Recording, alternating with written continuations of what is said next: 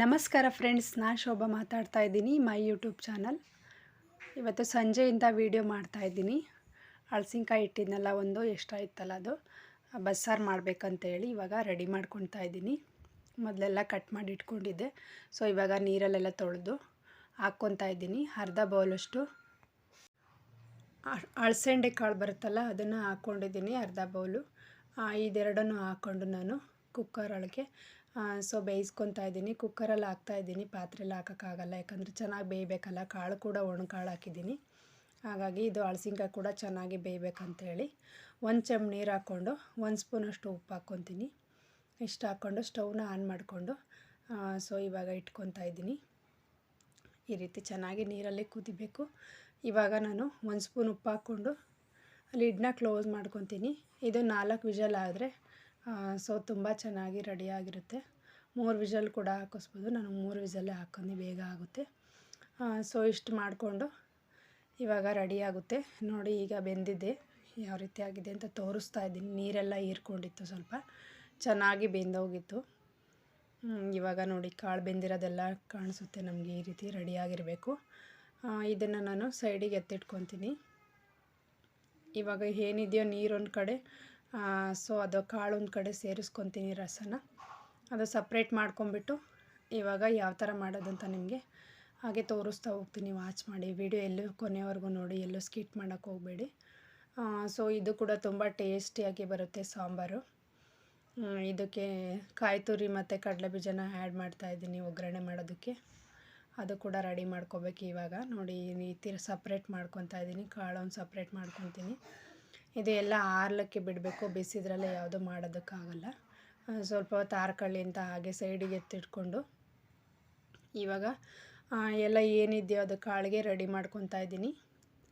ಮೊದಲು ಮತ್ತೆ ಸ್ಟವ್ನ ಆನ್ ಮಾಡ್ಕೊತೀನಿ. ಒಂದು ಬಾಣಲಿ ಇಟ್ಬಿಟ್ಟು ಅದಕ್ಕೆ ಕಡಲೆ ಬೀಜ ಹುರ್ಕೊತಾ ಇದ್ದೀನಿ. ಒಗ್ಗರಣೆ ಕೊಡೋದಕ್ಕೆ ಕಾಳು ಜೊತೆಗೆ ಸ್ವಲ್ಪ ಹಾಕ್ಕೊತಾ ಇದ್ದೀನಿ. ನೋಡಿ, ಇಷ್ಟು ಹಾಕ್ಕೊಂಡು ಚೆನ್ನಾಗಿ ಕೆಂಪಗಾಗೋವರೆಗೂ ಹುರ್ಕೋಬೇಕು.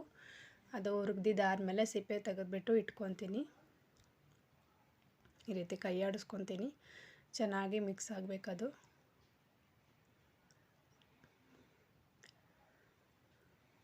ನಂತರ ಇವಾಗ ರೆಡಿಯಾಗಿತ್ತು. ಒಂದು ತಟ್ಟೆಗೆ ಹಾಕ್ಕೊಂಡು ನಾನು ಕ್ಲೀನ್ ಮಾಡ್ಕೊತೀನಿ.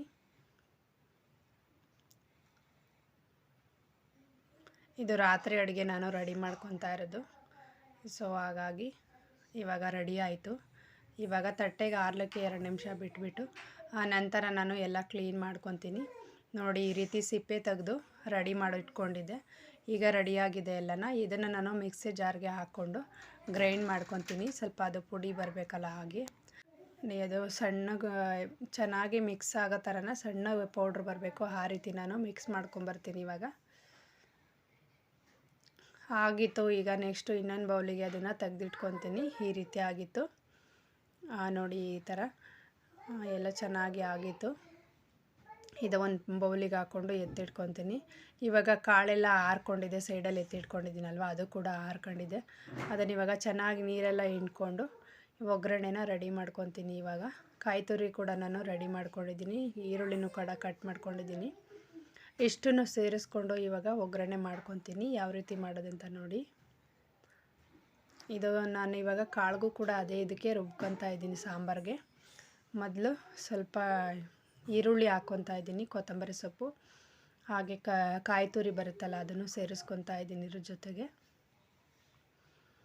ಯಾಕಂದರೆ ಗ್ರೈಂಡ್ ಮಾಡಿ ಇಟ್ಕೊಂಡ್ರೆ ಲಾಸ್ಟಲ್ಲಿ ಒಗ್ಗರಣೆ ಮಾಡೋದಕ್ಕೆ ಈಸಿ ಆಗುತ್ತೆ ಅಂತ.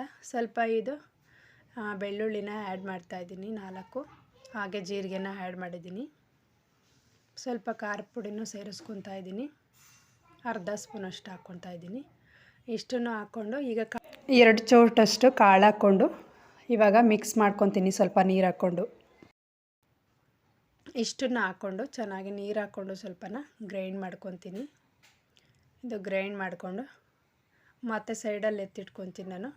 ಅದಾದಮೇಲೆ ಇವಾಗ ಕಾಳನ್ನ ಮೊದಲು ನಾನು ರೆಡಿ ಮಾಡ್ಕೊತೀನಿ ಒಗ್ಗರಣೆ ಮಾಡಿಕೊಂಡು. ಇವಾಗ ಸ್ಟವ್ನ ಮತ್ತೆ ಆನ್ ಮಾಡ್ಕೊತೀನಿ. ಬಾಣಲಿ ಇಟ್ಟು ಅದೇ ಬಾಣಲಿಲೇ ನಾನು ರೆಡಿ ಮಾಡ್ಕೊತೀನಿ.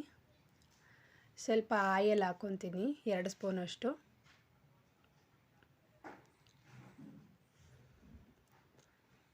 ಇದಕ್ಕೆ ಸ್ವಲ್ಪ ಕರಿಬೇವಿನ ಸೊಪ್ಪನ್ನು ಆ್ಯಡ್ ಮಾಡ್ತೀನಿ.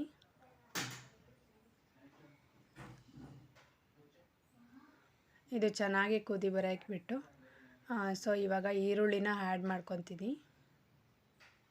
ನಾನು ಕರ್ಬೇವು ಸೊಪ್ಪು ಮೊದಲು ಹಾಕಿಲ್ಲ, ಲಾಸ್ಟಲ್ಲಿ ಹಾಕ್ತಾಯಿದ್ದೀನಿ. ಮೊದಲೇ ಹಾಕ್ಬೇಕು ಅಂದ್ಕೊಂಡೆ, ಹಾಗಾಗಿ ಅದು ಹಸಿ ಇದೆಲ್ಲ ಚೆನ್ನಾಗಿ ಬರುತ್ತೆ ಅಂತ ಲಾಸ್ಟಲ್ಲೇ ಆ್ಯಡ್ ಮಾಡ್ತಾಯಿದ್ದೀನಿ.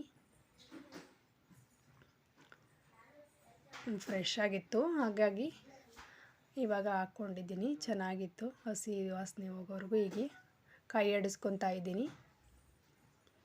ಇದು ಚೆನ್ನಾಗಿ ಫ್ರೈ ಆದಮೇಲೆ ನಾನು ಇದರೊಳಗಡೆ ಕಾಳನ್ನ ಸೇರಿಸ್ಕೊತೀನಿ. ಇವಾಗ ನೀರೆಲ್ಲ ತೆಗ್ದಿದ್ದೀನಿ, ಅದು ಸ್ವಲ್ಪನೇ ಸೇರಿಸ್ಕೊತೀನಿ. ಅದನ್ನು ಕೂಡ ಚೆನ್ನಾಗಿ ಮಿಕ್ಸ್ ಮಾಡ್ಕೊತೀನಿ, ಎಣ್ಣೆಲೆ ಫ್ರೈ ಮಾಡ್ಕೊತೀನಿ. ಇದು ಫ್ರೈ ಆದಮೇಲೆ ನಾನು ಏನು ಕಡಲೆ ಇದನ್ನು ರುಬ್ಕೊಂಡಿದ್ದೀನಲ್ವ, ಕಡಲೆ ಬೀಜನ ಅದನ್ನು ಕೂಡ ಸೇರಿಸ್ಕೋಬೇಕು. ನೋಡಿ, ಈ ರೀತಿ ಎಣ್ಣೆಗೆ ಸ್ವಲ್ಪ ಚೆನ್ನಾಗಿ ಫ್ರೈ ಆಗಬೇಕು. ಇವಾಗ ಕಡಲೆ ಪೌಡ್ರನ್ನ ಹಾಕ್ಕೊತಾ ಇದ್ದೀನಿ, ಸ್ವಲ್ಪನೇ ಎಲ್ಲ ಕಡೆನೂ ಹಾಕ್ಕೊತೀನಿ. ಇದೆಲ್ಲ ಚೆನ್ನಾಗಿ ಮಿಕ್ಸ್ ಮಾಡ್ಕೋಬೇಕು ನಾವು ಎಲ್ಲ ಕಡೆ ಆಗೋಂಗೆ.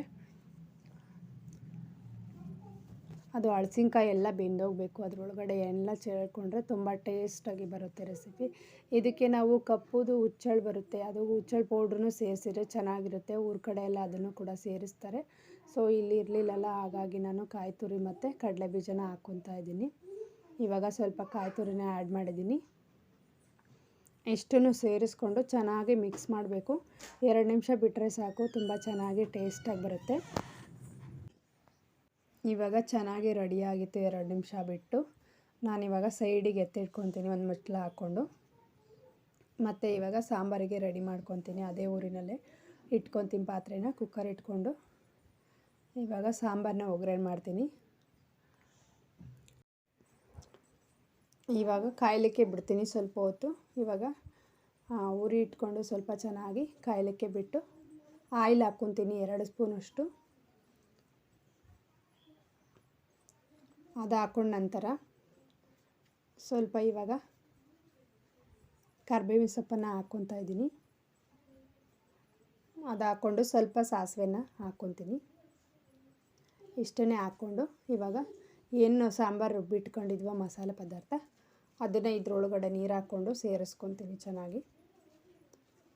ನಾನು ಅಲ್ಲೇನು ರಸ ಇತ್ತಲ್ಲ ಅದನ್ನೇ ಮಾತ್ರ ಆ್ಯಡ್ ಮಾಡಿದ್ದೀನಿ, ಬೇರೆ ಯಾವುದೂ ನೀರು ಹಾಕ್ಕೊಂಡಿಲ್ಲ, ಸಾಕಾಗುತ್ತೆ ಅಂತ. ಎಕ್ಸ್ಟ್ರಾ ನೀರು ಯಾವುದು ಆ್ಯಡ್ ಮಾಡಿಲ್ಲ. ಇಷ್ಟನ್ನೇ ಚೆನ್ನಾಗಾಗುತ್ತೆ ಸಾಂಬಾರು, ಎಕ್ಸ್ಟ್ರಾ ನೀರೇನು ಬೇಕಾಗಲ್ಲ. ಸೊ ಹಾಗಾಗಿ ಅದೇ ನೀರನ್ನು ನಾನು ಯೂಸ್ ಮಾಡ್ತೀನಿ. ಸಾರಲ್ಲಿ ಬೇಯಿಸೋಕೆ ಇಟ್ಟಿದ್ನಲ್ವ, ಆ ನೀರು ಯೂಸ್ ಮಾಡ್ಕೊತಾ ಇದ್ದೀನಿ. ಇವಾಗ ಒಗ್ಗರಣೆನೂ ಕೂಡ ರೆಡಿ ಆಯಿತು. ಸೊ ಇನ್ನು ಮುದ್ದೆ ಕೂಡ ಮಾಡ್ಕೋಬೇಕು, ಅದನ್ನು ಕೂಡ ರೆಡಿ ಮಾಡಿಕೊಂಡು ಮುದ್ದೆ ಜೊತೆಗೆ ಬಸ್ಸಾರು, ಇವಾಗ ಹಳಸಿನ್ಕಾಯಿ ಬಸ್ಸಾರು ರೆಡಿಯಾಗುತ್ತೆ. ನೀವು ಈ ರೀತಿ ಟ್ರೈ ಮಾಡಿ ಫ್ರೆಂಡ್ಸ್, ತುಂಬ ಚೆನ್ನಾಗಿ ಟೇಸ್ಟಾಗಿರುತ್ತೆ. ಸೊ ಲಾಸ್ಟ್ ಟೈಮ್ ಕೂಡ ನಾನು ಅದು ಹುಳಿ ಸಾರು ಮಾಡಿ ತೋರಿಸಿದ್ದೆ ನಿಮಗೆ, ಅದು ಕೂಡ ತುಂಬ ಟೇಸ್ಟಾಗಿತ್ತು. ಇದು ಕೂಡ ಟೇಸ್ಟಾಗಿ ಬರುತ್ತೆ ಚೆನ್ನಾಗಿ. ನೀವು ಕೂಡ ಟ್ರೈ ಮಾಡಿ ಮನೇಲಿ ಹಳಸಿಕಾಯಿ ಸಾಂಬಾರು ಬಸ್ಸಾರು ಹೇಗಿರುತ್ತೆ ಅಂತ. ಸೊ ನೋಡಿ, ಇವಾಗ ಮುದ್ದೆ ಜೊತೆ ಸರ್ವ್ ಮಾಡಿದ್ದೀನಿ, ತುಂಬ ಚೆನ್ನಾಗಿ ಬಂದಿತ್ತು. ಓಕೆ ಫ್ರೆಂಡ್ಸ್, ಇವತ್ತಿನ ವಿಡಿಯೋ ಇಲ್ಲಿಗೆ ಎಂಡ್ ಮಾಡಿದ್ದೀನಿ. ಈ ವಿಡಿಯೋ ಹೇಗಿದೆ ಅಂತ ಲೈಕ್ ಮಾಡಿ, ಕಮೆಂಟ್ ಮಾಡಿ, ಶೇರ್ ಮಾಡಿ. ಹೊಸ್ದಾಗಿ ಯಾರೆಲ್ಲ ನೋಡ್ತಾ ಇದ್ದೀರಾ ಚಾನಲ್ನ ಸಬ್ಸ್ಕ್ರೈಬ್ ಮಾಡ್ಕೊಳ್ಳಿ. ವಾಚ್ ಮಾಡಿದ್ದಕ್ಕಾಗಿ ಧನ್ಯವಾದಗಳು. Thank you friends.